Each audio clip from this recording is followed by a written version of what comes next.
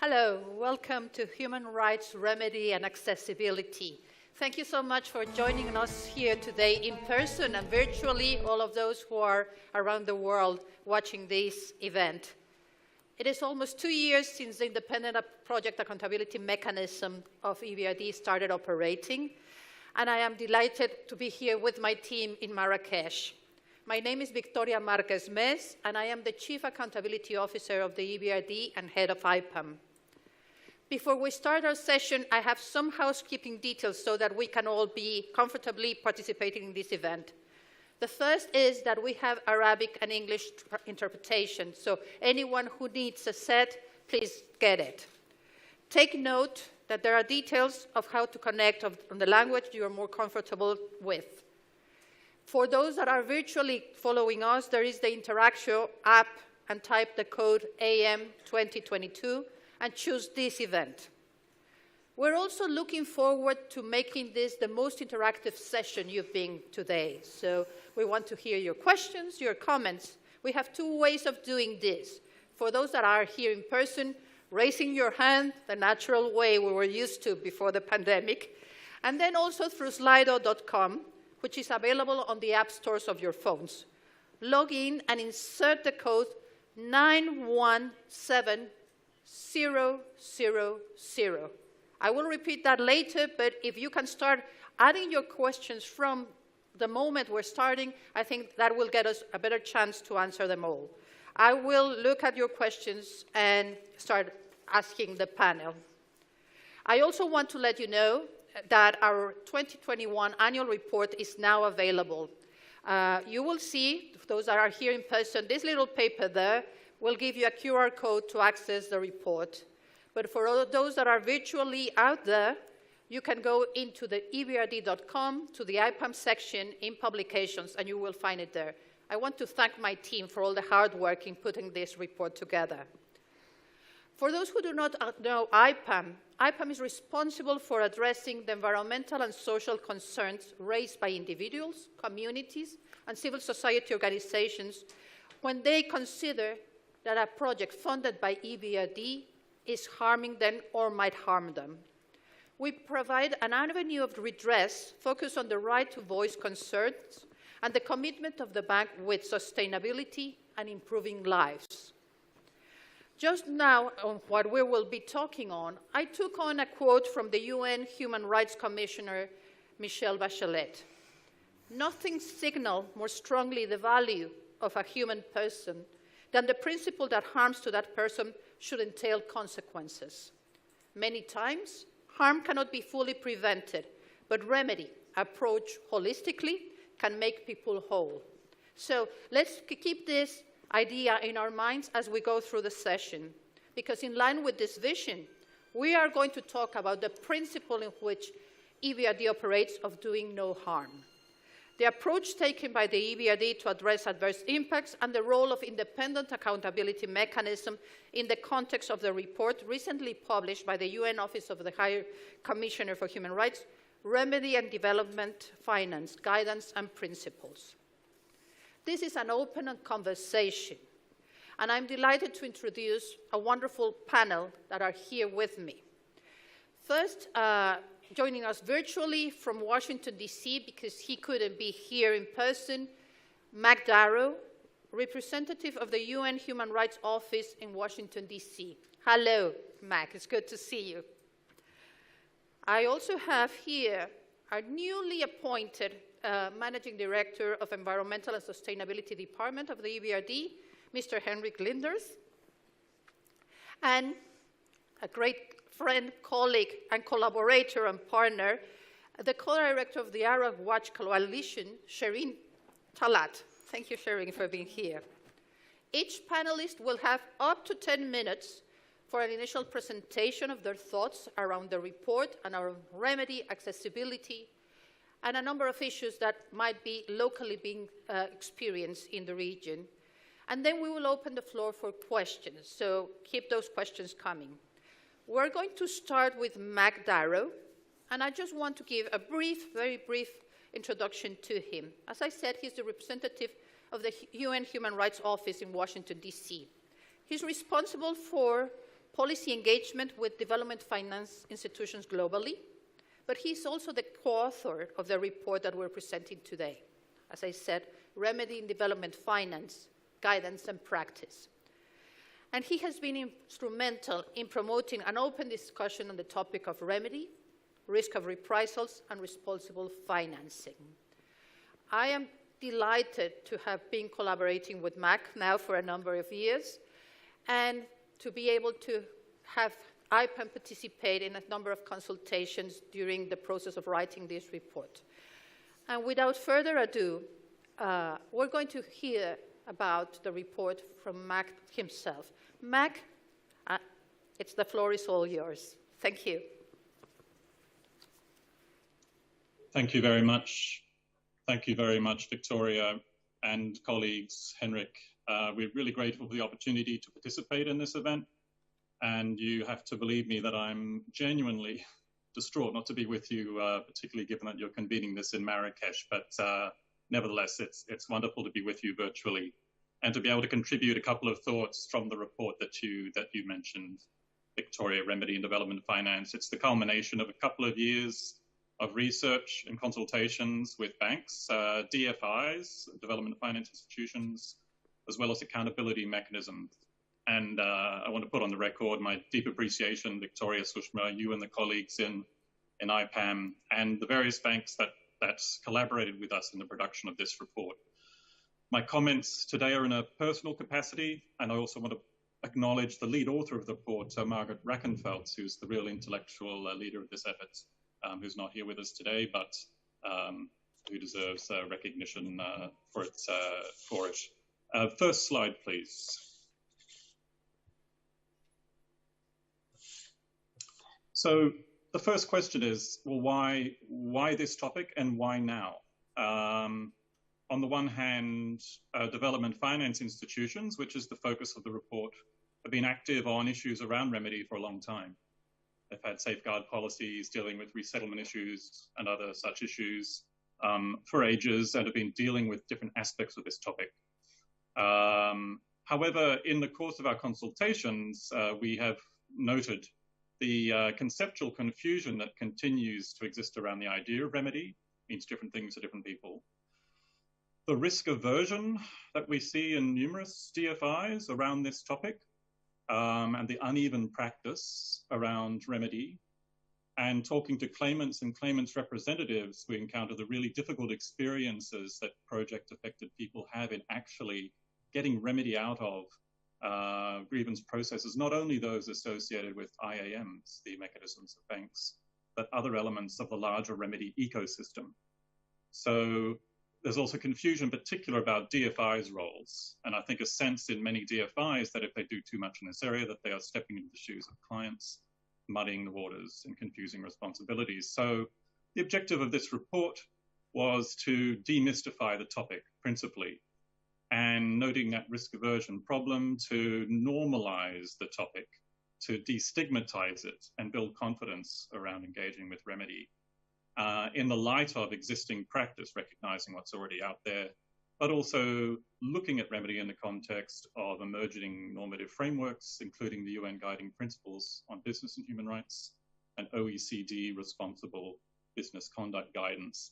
And the overall objective is really to try to encourage more consistent and effective practice in this area. Next slide. So some of the questions that have come up in the course of our work would be familiar, I guess, to a lot of you in the room.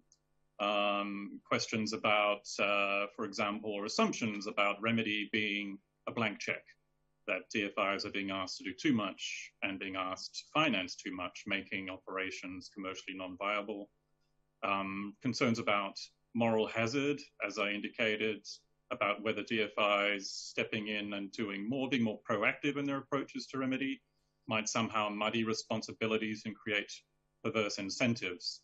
And questions about legal liability are never far from the service, and that's particularly the case in this town, in Washington, D.C., where there's litigation in the Supreme Court concerning the IFC, which is yet to be finalized. But needless to say, there was a case we felt in this report of trying to sort of calm the choppy waters around some of these issues in particular those moral hazard and legal liability issues, as I mentioned.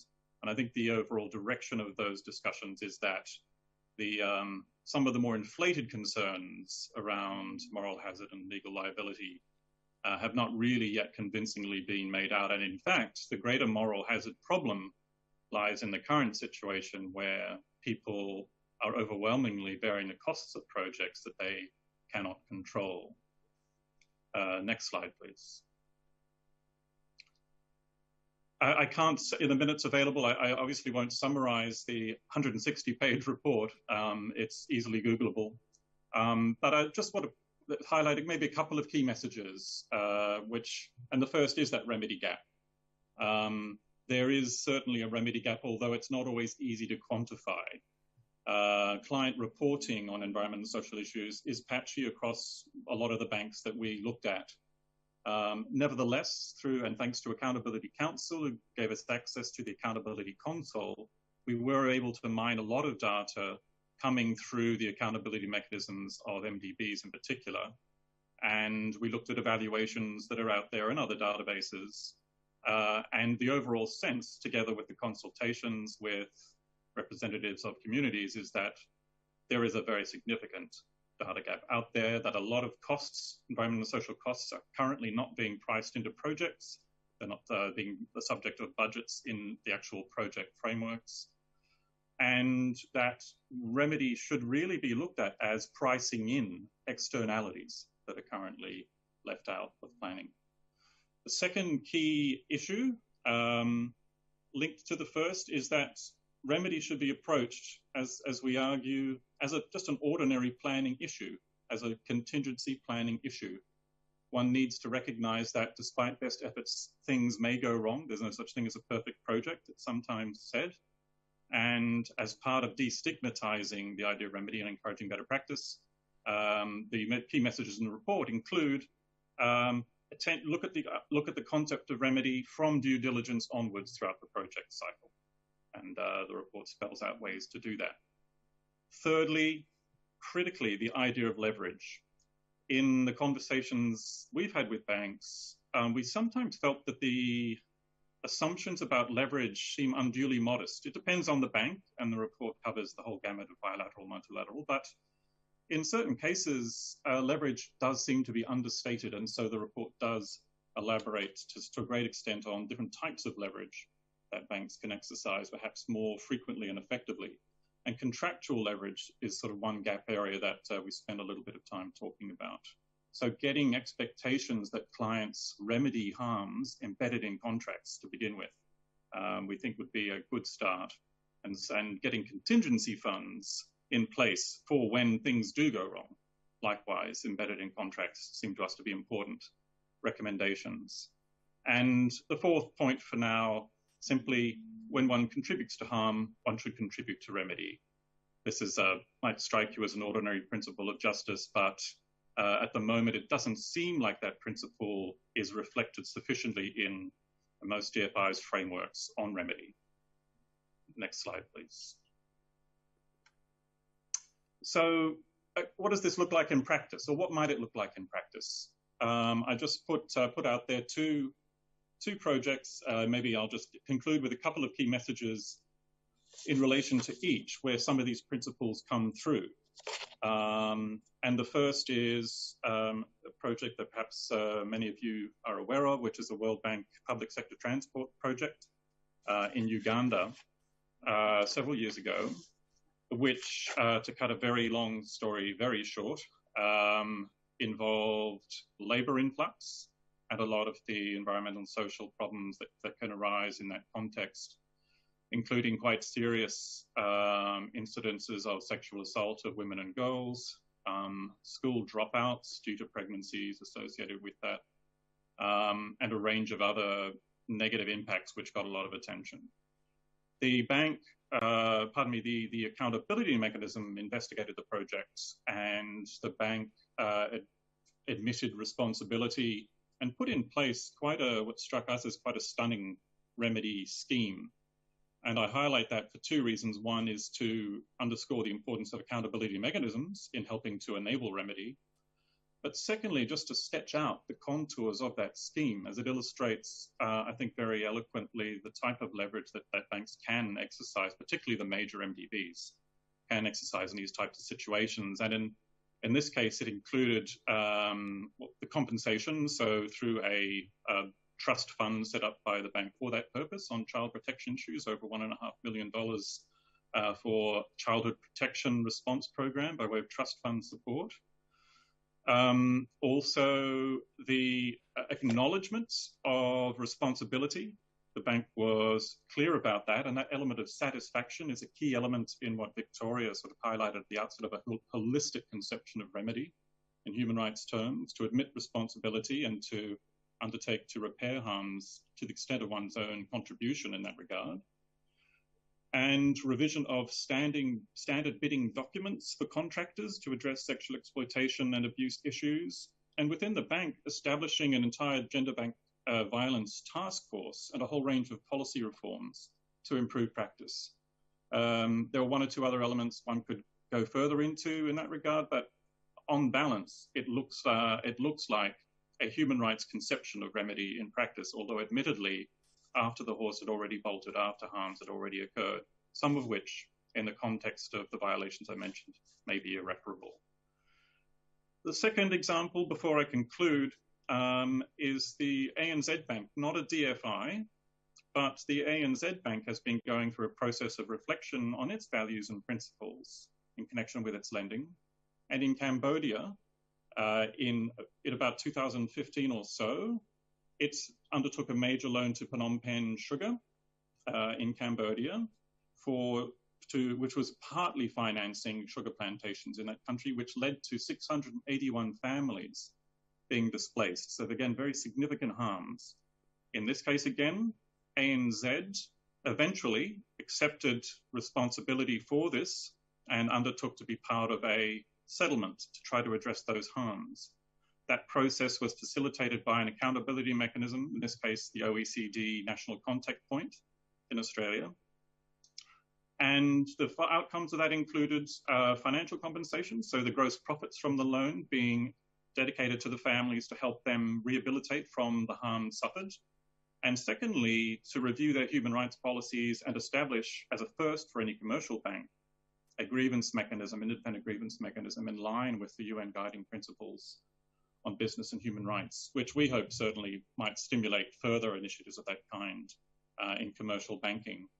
And so briefly, the lessons I think one can draw from that, and we had the CEO of ANZ, Shane Elliott, speaking to this experience at the launch of our report in February.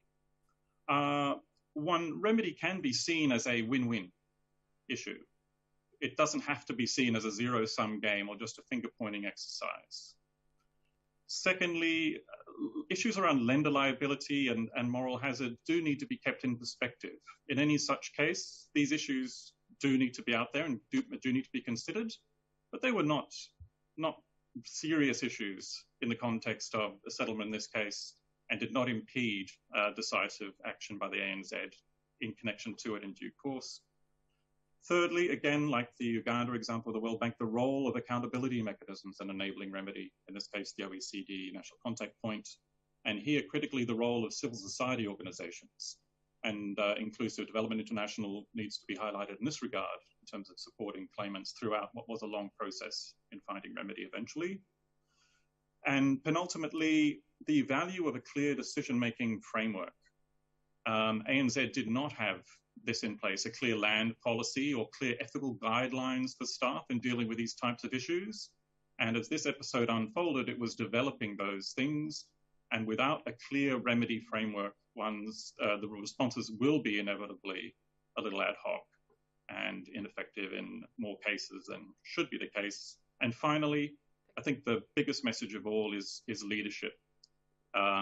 Staff do need to feel, operational staff do need to feel that they will be backed up when they raise hard issues. And one does have to have a very clear value statement guiding action. For DFIs, of course, one has sustainability policies, and as Victoria mentioned, do no harm embedded in those. It's not necessarily the case for commercial banks, but in this case, it was that clear value statement that helps to guide actions. And as Shane Elliott put it in our launch event, the rest is detail. Thank you. Thank you, Mac. I think that has given us quite an interesting context to start working on. And I'll take from some of the words that you have before passing on to Henrik, the lack of a policy or a lack of a framework in which this redress or this avoidance of harm could be happening. And that is something that multilaterals have, and particularly EBRD has a very strong policy, environmental and social policy, in which it has to design its projects and be sure that they abide by this process. So I'm going to now ask that side of the bank to tell us how the bank sees these avoidance of harm. What are the tools that we have available? And for that purpose, we have today here Henrik Linders, who, as I said, is the Managing Director of the Environmental and Sustainability Department of the EBRD. He just joined the bank, and he has an impressive track record working with the 4 disciplines of finance, politics, engineering, and sustainability. His past experience includes having led the compliance function at the Independent Accountability Mechanism of the IFC, which makes him a very good partner for IPAM. And he has kindly accepted to share his vision on the environmental and social responsibilities of an international financial institution and the approach to remedy. So, Henrik, what are your views? Thank you very much, and thank you. I was impressed by that introduction. Thank you. And also, I just want to go back a little bit in time, because when you asked me about this panel session, I mean, I thought about it for 0.2 seconds, and I said yes. and the reason for that, I mean, also mentioned my background, and if we go back to now we're back in the 1990s, and I was working for an infrastructure developer and construction company, and we were engaged in a huge hydro plant, actually in Uganda.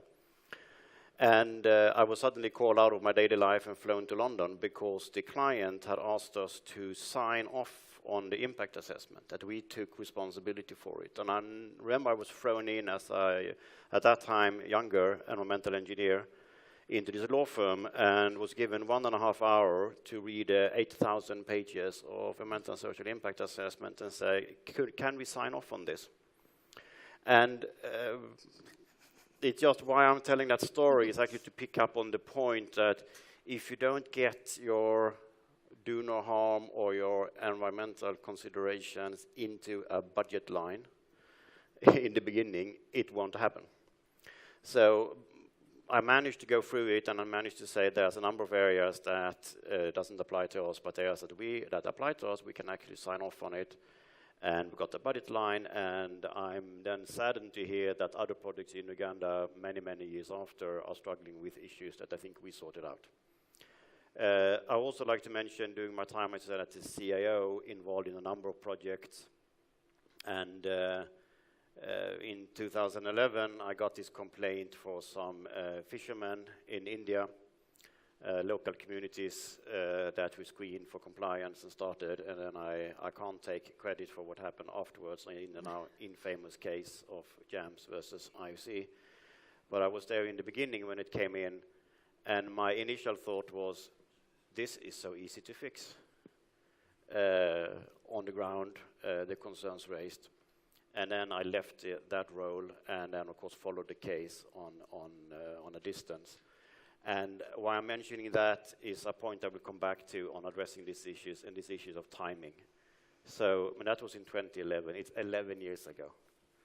And while there is then the compliance mechanisms, whether it's IPAM or CIO, and the whole legal process, but I can't even imagine what those fishermen has gone through during all those years on the ground.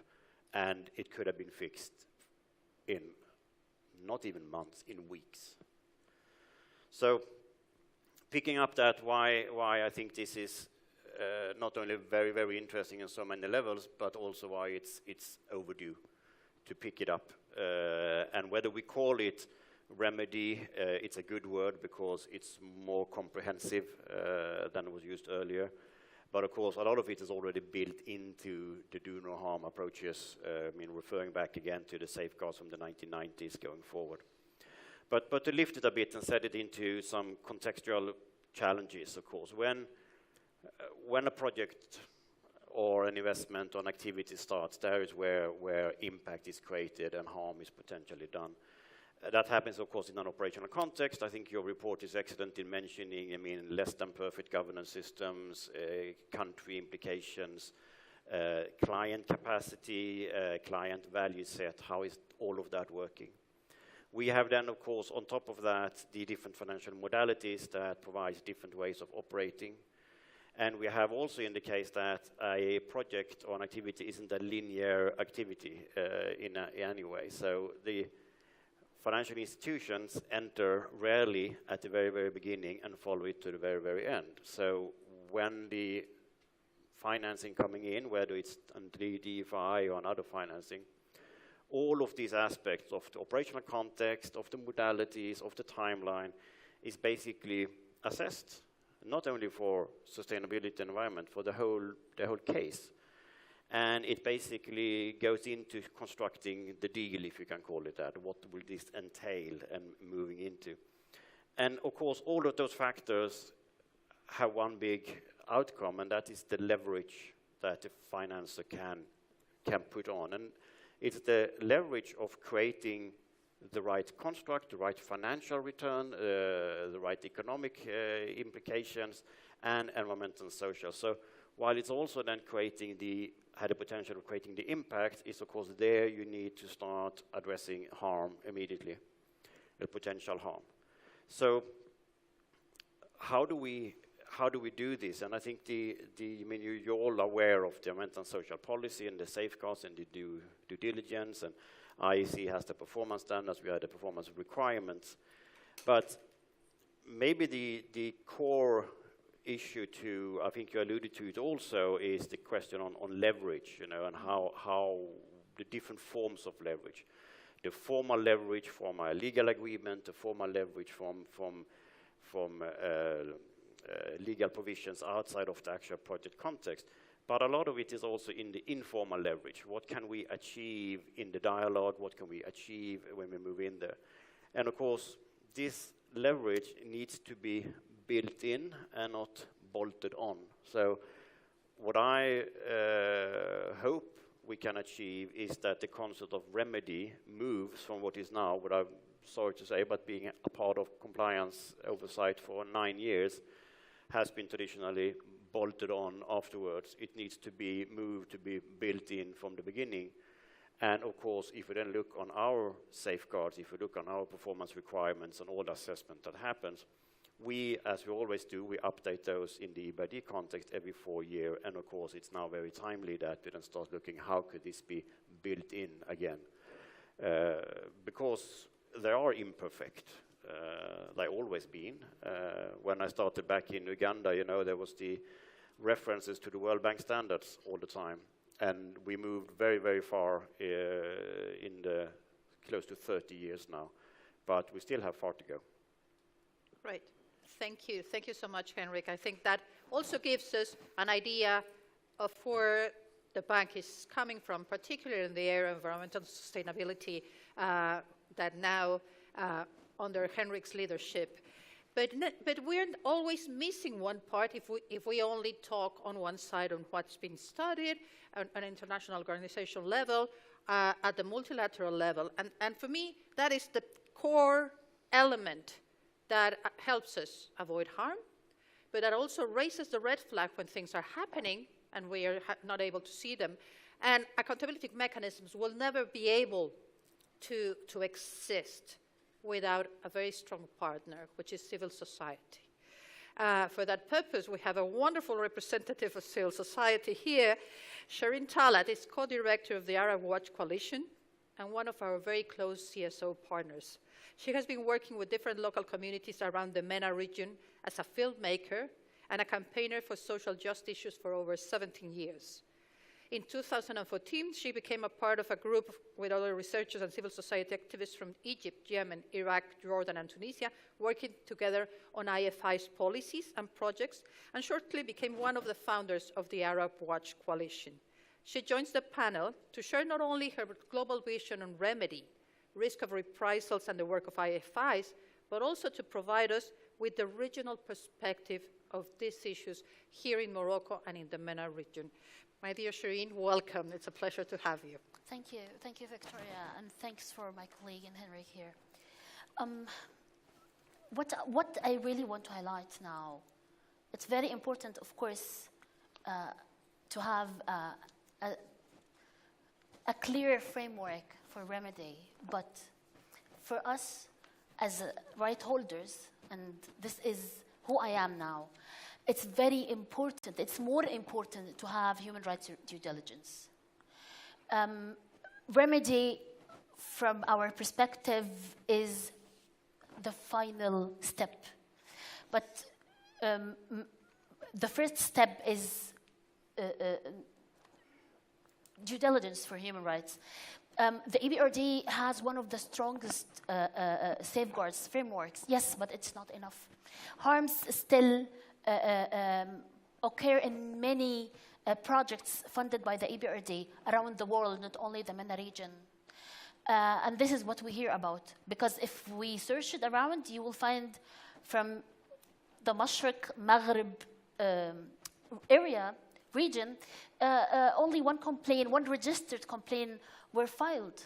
And that actually gave us a vague idea and a clear idea about what is going on really in the ground. And now, in this situation, after the pandemic and the Ukraine war crisis, because I cannot differentiate between them, they are both crises, they are both vicious.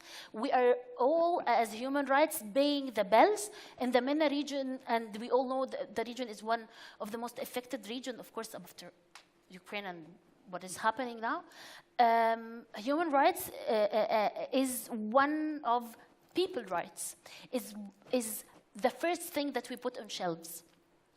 So that actually will never lead us to a good remedy framework. First, from our point of view, we need to have a whole measures, specific measures for the human rights due diligence.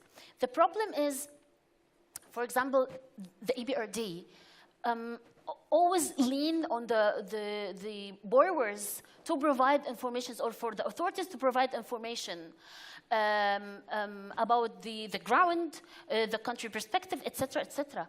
But sometimes the borrowers themselves, the countries themselves, are not committed and aligned with the human rights policies that the EBRD has. In 2019, the safeguards of the EBRD put human rights as one of the very strong, important policies and measures, but that cannot guarantee that the borrower will follow. Because the laws, the on-ground laws are different. So the only solution that we can see as civil society is to have a strong due diligence, a strong due diligence that identify what is exactly the violations of human rights, to screen the risks in each project. And here I want to refer to this paper on human rights due diligence. We are a working group from Arab Watch, Bank Watch here, and Defenders in Development, working together on due diligence. And you can find this on English and on Bank Watch website, and on Arabic on Arab Watch website. Please go ahead. You will find the points that I'm going to highlight now, and I encourage you to read it. Again, the specific consists of the due diligence need to first have a screening of human rights conducting in-house, and it's very important to be conducted in-house. Because such an assessment will determine whether we need an impact assessment conducted by the client or not. And so the second thing is human rights impact assessment. required from the client? Yes, but based on a clear human rights methodology.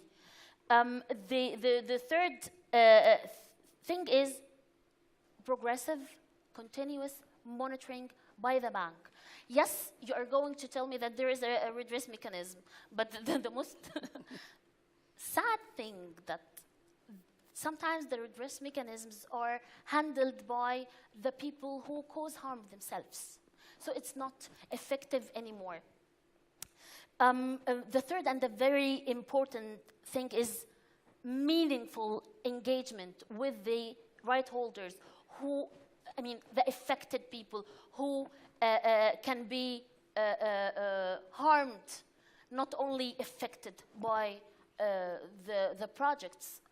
And this meaningful engagement needs to be very important, timely and two-way communication, and also transparent, accessible, and safe. And it needs to be with the language that the right holder understands. It needs to be safe because you know that in certain countries in the world, I'm not referring to the MENA region only, you cannot even speak with the right holders because, as we all know, we're not living under a very free world. And sometimes, as right holders, you cannot have a space to speak up, even if you are the most affected person. So, and then we go to remedy. But again, also after remedy, there is something I want to take the opportunity to highlight, and I'm respecting the time. The departing list, the department list of the EBRD, it's very important, and I salute, I chapeau the EBRD for having such a list, but it's only based on fraud action. But I believe that environmental violation, human rights violation is very important also, like fraud.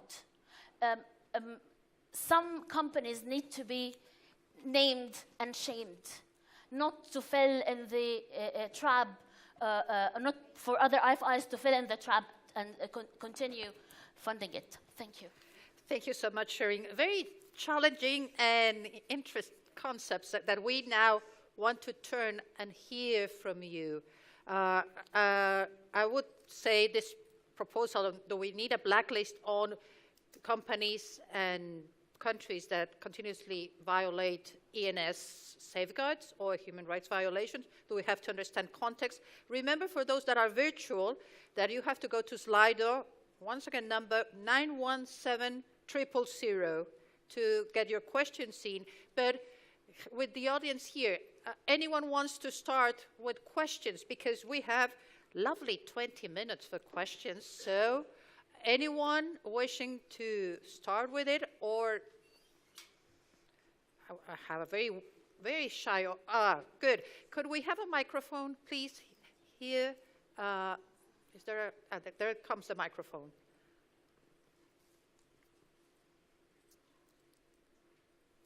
Your name and where you come from?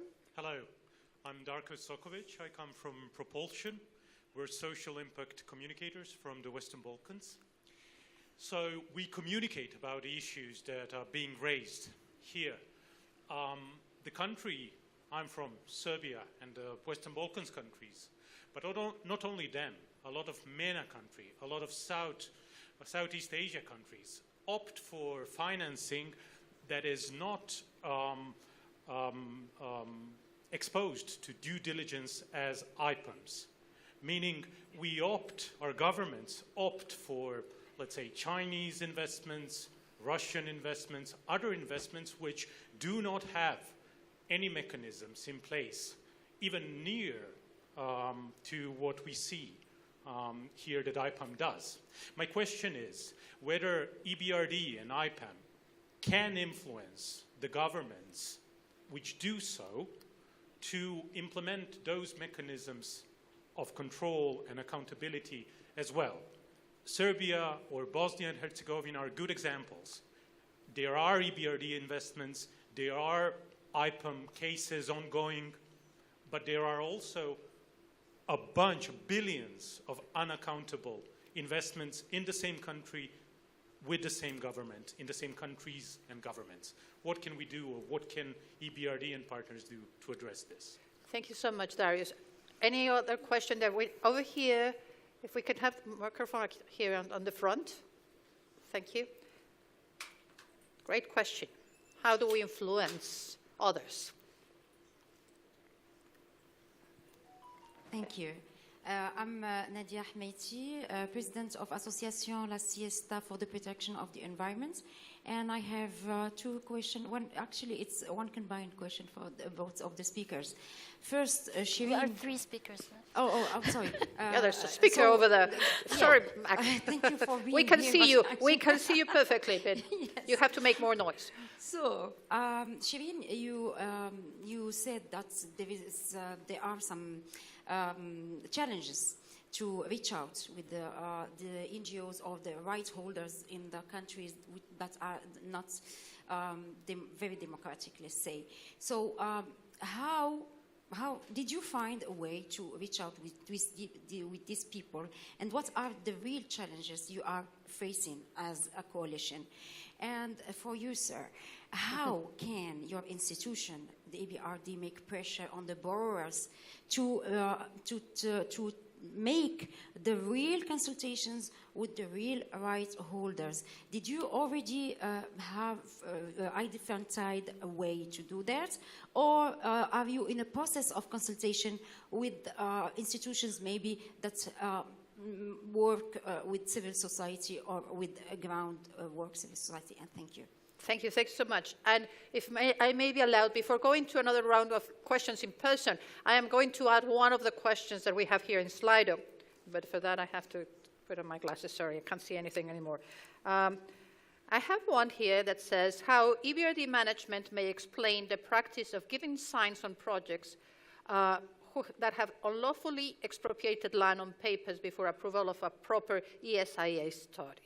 So, if I can understand well, is how can a project go ahead expropriating if they haven't done their adequate environmental social impact analysis for this? So who wants to answer these first questions? Remember, we had this issue from Darius on how do we influence others to do as we do, and what tools do we have there? The question directed to you, my dear Shireen, and also pressure on borrowers. Any ideas, also Mac, for you? I will start, if you don't mind, I'll start with Shireen, then I'll go with Henrik, and then leave Mac to the end. Mm-hmm. Yes, thank you for the questions. But here, I don't want to speak about our watch and how we reach to civil society, because we are right holders ourselves. The question here needs to be to IPAM. Because you are not still yet visible. Right holders don't know a lot about you. You need to be more visible. The problem is some affected people doesn't really have an access to remedy because they don't know how to file a complaint. Yes, as civil society, as the Arab Watch Coalition, we are doing our best through our local members around the region, but it's not enough. And you know how it's a long process. And after filing a complaint, it's a very, very long process to reach remedy. And I believe this is something that we need to speak about loud together and to find a solution. Do you have a problem in funding? Okay, now here I'm put on the spot. Of course, we always have a Can't problem you with ask me that question funding. as well? We all have a problem with funding. I will answer your question after I allow everyone to go on this, because you're raising a very important question about what's the validity of a mechanism, or a complaint box, if you want, if it's behind a door and no one knows it exists or how to access it. So, Henrik. Yes. Hello. I would also like to get some more money if possible. No, I think, jokes aside, first of all, pick up on your points on human rights due diligence. I think we also talked about it earlier during the days here. And of course, I mean, as we always answer, we have a lot of human rights provisions built into the current existing framework. As I said, nothing is perfect. We have an updating process. But also specifically to your point on how we conduct those impact assessments. And then, as I think I acknowledged early in the week, also monitoring and also the fact that, the system is built on coming from environmental and social impact assessment where maybe the state is more constant. But if you start looking into the more social aspects and especially human rights, and we can see now the development in Eastern Europe, how the whole social context changes in weeks. And in that case, are we strong enough in having frameworks to update our impact assessment, to work with our clients to make sure that we are actually up to speed on that? So that's definitely not something on the list. To dive straight into the controversial questions, the name and shame list. I think it goes to a broader discussion on whether or not you should be engaged or if you should walk away. And that goes for countries which has imperfect governance. It goes for different companies or that you see behavior which isn't aligned with your value set. And of course, as soon as you walk away, you lose more or less all your leverage. So I think that's not a question we will solve here, but I think it's important that normally we try to stay away from blacklists and things of those kinds. First of all, it's legally complicated. But secondly, also, it means that we have no avenue of influencing. We have no avenue working with certain entities. I mean, we have examples in EBRD and other DFIs where you stop your funding, you work with capacity building, you start working, and sometimes you disengaged.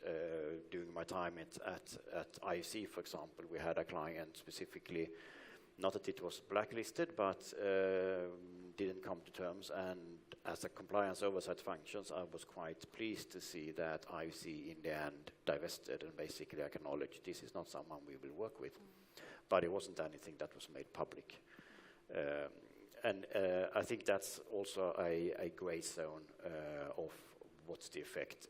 The market knows, the other companies knows that IFC walked away, or the other financing entities know that IFC invested. You don't need to put it on a specific blacklist. So I just wanted to raise that so we don't lose those points. On Darius, on your excellent point there on influencing governments, I mean, there's two ways. We lead by example. Of course, we have projects that we hopefully demonstrate the benefits of having these safeguards and systems in place. And we also, of course, work with capacity building.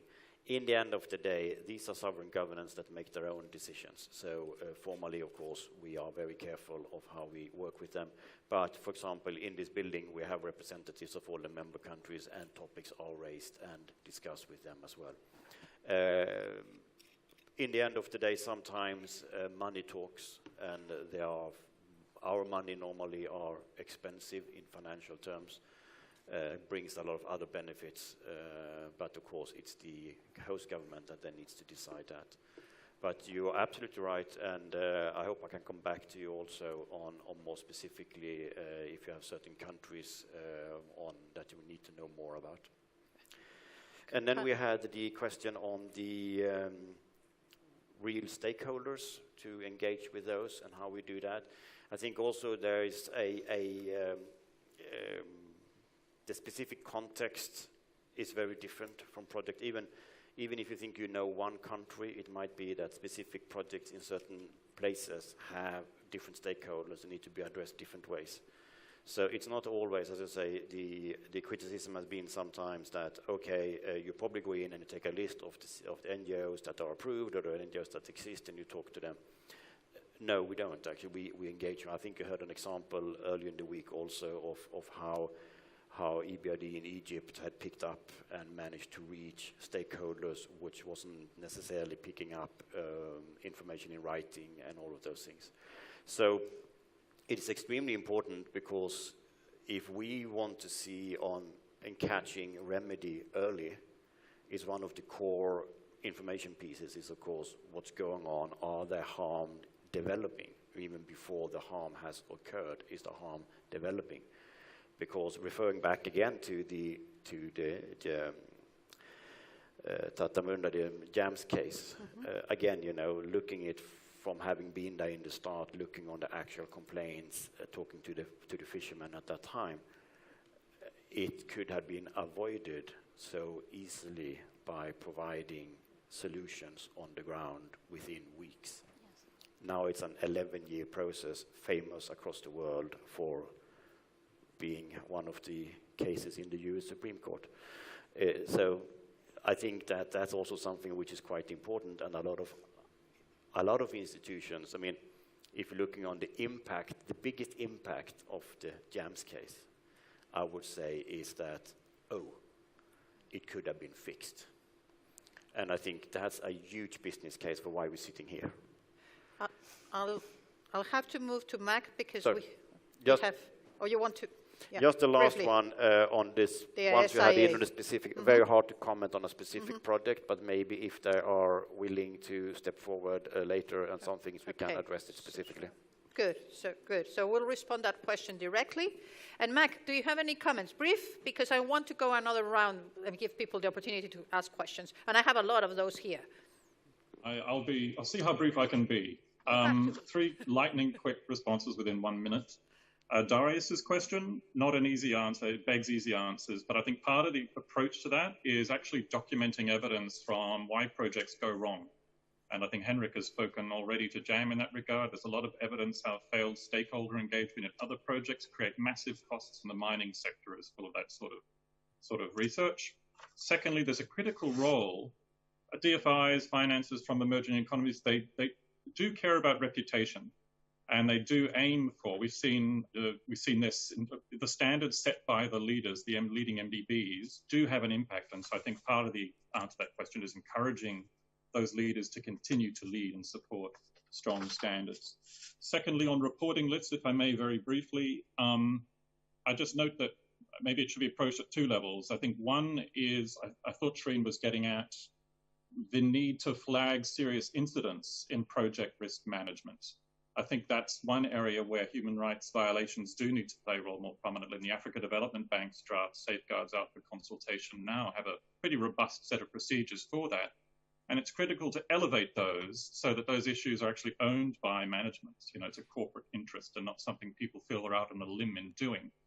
And Henrik's point about, do I stay or do I go? I would just simply say in our report, the approach we take to that question is lean into risk, see how one can stay engaged, but also assess human rights impacts of staying and going explicitly. And finally, I just want to string together Shireen's and Henrik's points on remedy and human rights due diligence. The approach we take in the report is actually to string those 2 things together, is to actually have remedy integrated in human rights due diligence as part of prevention. So from the beginning, one is looking at the capacity of clients, the commitment of clients, and track record in providing remedy from the beginning and integrating it throughout. That's prevention, not just redress. Lovely. Thank you so much for being brief. I saw one hand up at a given moment. Now I see 2. Now I see 3. Okay, a quick round, because we have 5 minutes, and then they cut my microphone off. Do you want to start?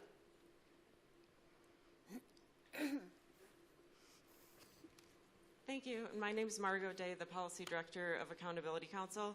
I'm delighted today that the UN report and all of the panelists have really shown that there are tools and frameworks that exist that can make remedy possible, and we've heard support for having remedy.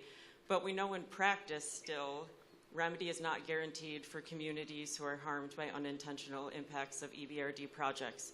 So could panelists perhaps identify some specific challenges at the EBRD that are making remedy difficult so that all of us together, the bank, clients, the UN, IPAM, and civil society, could work together to solve them? Thank you.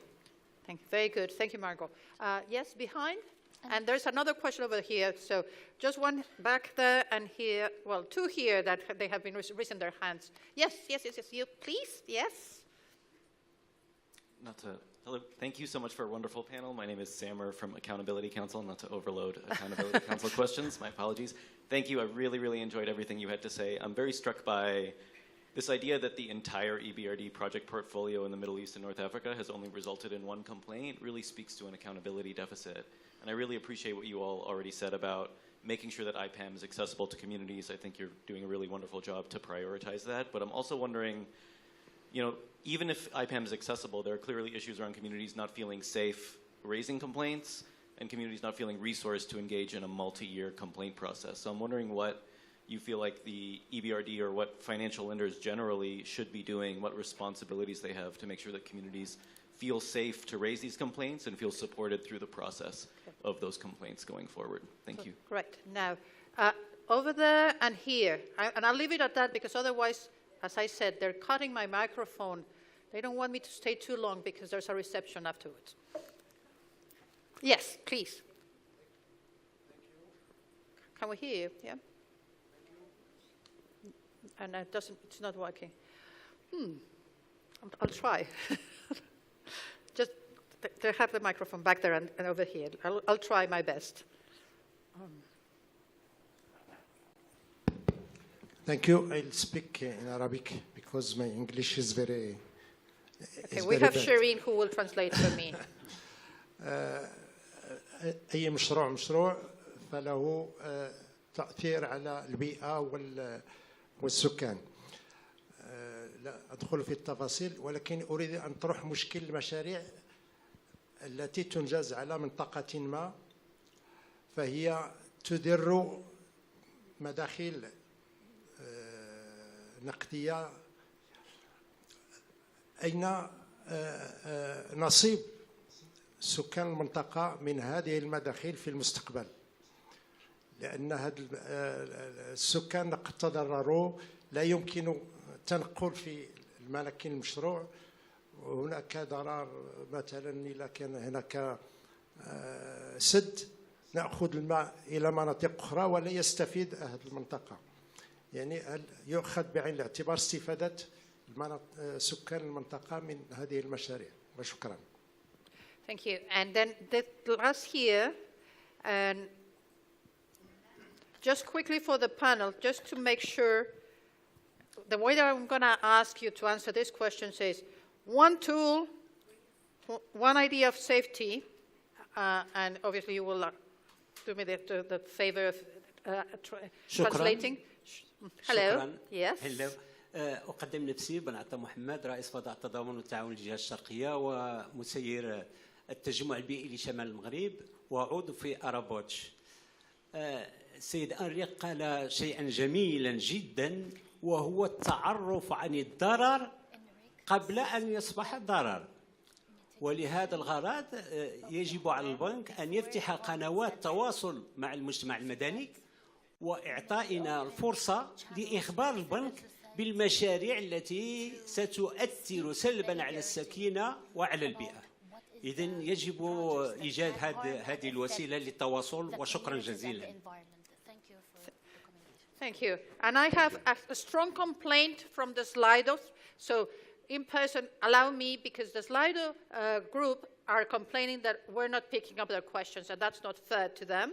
And so I will pick one, and I promise to take a copy of this and post the responses in our website. Can Mr. Linders please give an example where he successfully helped to resolve human rights issues in IFI finance projects? If you cannot answer right, whether we can send it later to them. And my apologies to everyone virtually. Can we start with you? I just want to translate what here yes, Mr. Kamel said. He was saying that is the right holders actually benefit from the project, the investment project that take place in their interests, and what is the benefit of this investment for the citizens? And I guess he's speaking financially. So this is a question for the EBRD. Okay. Very quickly, because I'm being told that we're up. Okay, thank you. And I try to do my best. First of all, challenges to remedy. What can we do to address that jointly? And I think the starting always with something which make it easier, make it maybe possible to succeed moving forward, is the understanding of what we raised earlier on leverage. So both the timing of the projects and the leverage, so that we work together to have an understanding of what is it reasonable that we can achieve. Because this is a process over time. It took 30 years to go from where we started with the safeguards where we are today. Hopefully we can do this much faster. But in the sense of how do we understand each other, how do we have that dialogue in order to where can we actually achieve something. That's one of the points.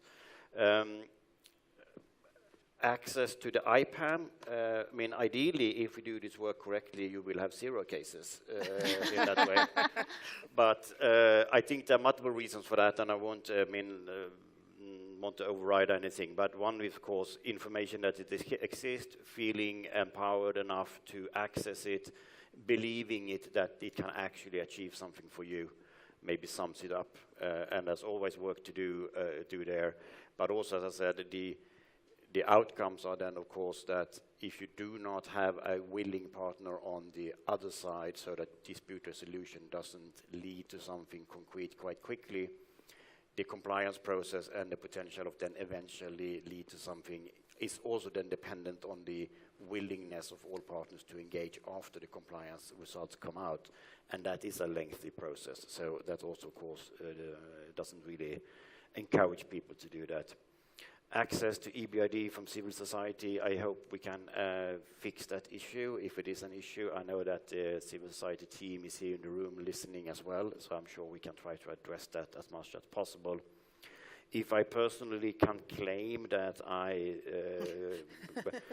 think that would be inappropriate for me. I hope that there are somewhere out there that has a better life now because of the work I did, especially with the CIO and the work with UN. Here, I don't think I can claim anything achieved yet in EBRD.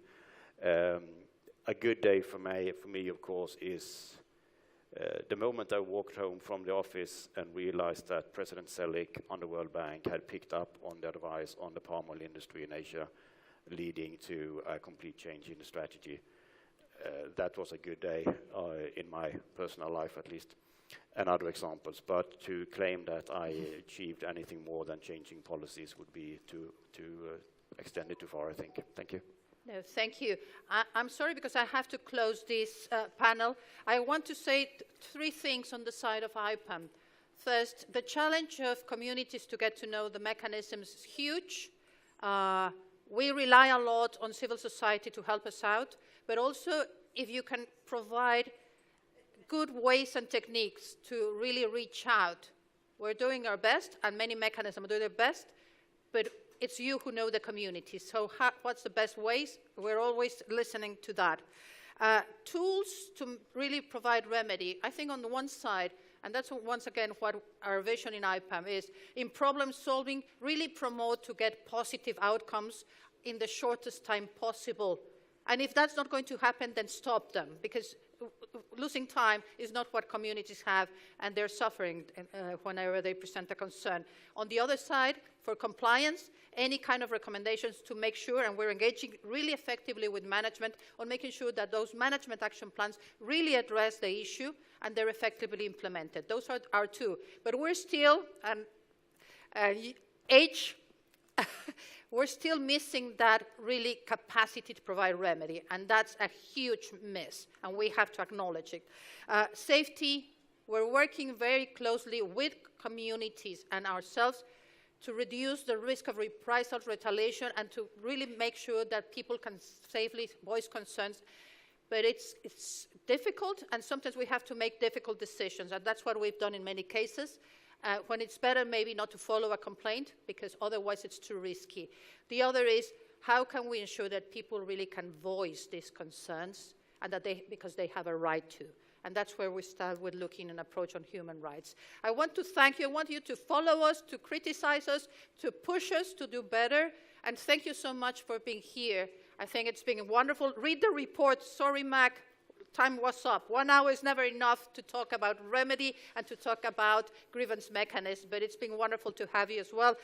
Have here Shireen and Henrik. Thank you, Victoria. really appreciate you accepting our invitation. Thank you all for being Thank here. you, all of you. Thank you.